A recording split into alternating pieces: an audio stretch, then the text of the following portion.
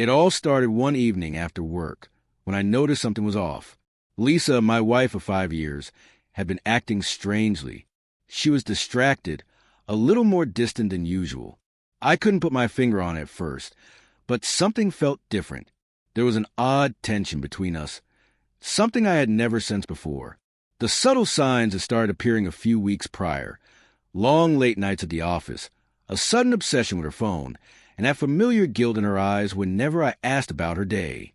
The usual stories she gave me about her work seemed rehearsed, but I dismissed them as stress from her job.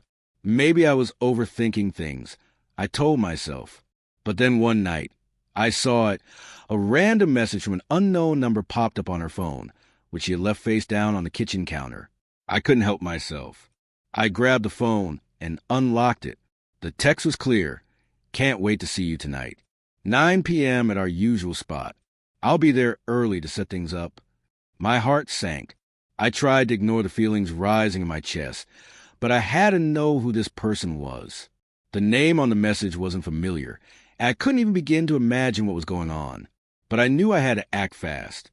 The next day, I played it cool, keeping my suspicions to myself and pretending everything was normal. As the hours passed, my mind raced. Should I confront her? Should I let it unfold on its own? That evening, she told me she was heading out with friends. I knew better than to question her. I was starting to believe her lies less and less. She had a habit of getting ready slowly, and I couldn't shake the feeling that she was preparing herself to meet someone. As she left, I made a decision. I would follow her. I had to know the truth. I drove to the restaurant where I suspected she would meet him. I parked nearby, waiting in the shadows. My heart pounded in my chest, my thoughts a whirlwind of anger, confusion, and fear.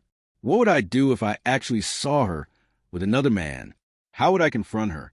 I had no plan, just raw emotion.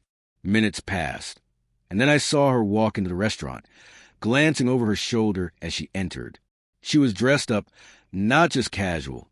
She looked different, like someone else was already expecting her. Then it happened. I saw him, a tall man with dark hair and a confident posture, standing near the entrance. He was watching her, smiling as she approached.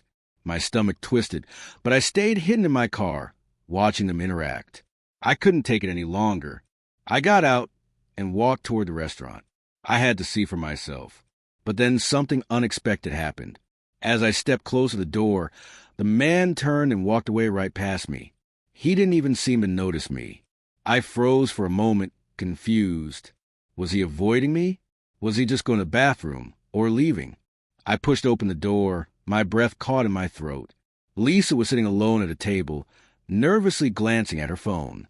She looked up at me, her face draining of color as her eyes met mine. She stood up, stammering, "What are you doing here?" Her voice was shaky, but there was no denying the panic in her expression. For a moment, we just stood there, taking in the situation. She looked like a deer caught in headlights, trying to figure out how to lie her way out of this one. But there was no time for games anymore. I walked up to the table, keeping my voice low but firm. "I know what's going on. I know about him." Her face paled even more. What? You don't know anything," she said, her voice trembling. But the lie was so obvious. Her eyes darted to the door, as if expecting him to walk back in, but he never did. I leaned in closer, watching her every movement. "I know you've been seeing someone else, and I know it's not the first time." I could feel the anger bubbling inside me, but I kept my composure. "You thought you could keep a secret, but now you have to face me, Lise." My voice wavered as emotion started to well up. "I'm sorry. Please, just let me explain." She reached out to touch my arm, but I pulled back. I couldn't let her manipulate me again. "I don't want an explanation," I said coldly. "I just want the truth." She broke down then. Her composure shattered, and she admitted to everything. How she'd been seeing another man for months. How it started innocently as a friendship, but escalated. The lies she told to cover her tracks. It all came out in a rush. As I stood there, the weight of the situation hit me like a ton of bricks. I had never imagined it would come to this. I had loved her, trusted her, and she had betrayed me in the worst way possible. I didn't know what to do. Part of me wanted to scream, to lash out, to make her feel the same pain she had caused me. But another part of me, the part that still cared for her despite everything, just wanted to leave and never look back. I turned to go, but she grabbed my arm again, desperate. Please don't leave me. I'm so sorry. I never meant for this to happen. Her tears fell freely now, but I wasn't moved by them anymore. You made your choice, I said, my voice firm, and now I have to make mine.